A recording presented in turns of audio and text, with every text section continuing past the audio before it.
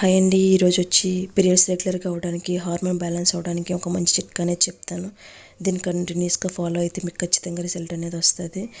దీంట్లో 4 రకాల సీడ్స్ అనేవి ఉపయోగిస్తాం. అవిసె గింజలు, గుమ్మడి విత్తనాలు, నువ్వులు, పొద్దుతిరుగుడు గింజలు. ఈ సీడ్ సైకిల్ అనేది 30 డేస్ ఫాలో అవ్వాలి కంటిన్యూస్గాని. ఎక్సర్సైజులు చేస్తూ ఉంటే మీకు ఖచ్చితంగా రిజల్ట్ అనేది వస్తుంది.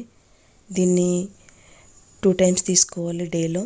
ఎర్లీ మార్నింగ్ పడుకోబోయే ముందు ఒకసారి తీసుకోవాలండి. దీంట్లో 1 to 14 డేస్ అనేది 1 టీ స్పూన్ అవిసె గింజలు, 1 టీ స్పూన్ గుమ్మడి విత్తనాలు అనేది తీసుకోవాలి.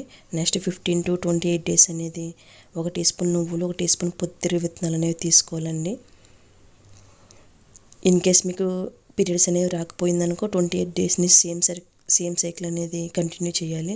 ఇన్ కేస్ మీకు పీరియడ్స్ అనేది 30th వస్తే ఫస్ట్ మీరు ఏది చేస్తున్నారో అది వదిలేసి మళ్ళీ ఫస్ట్ నుంచి సేమ్ సైకిల్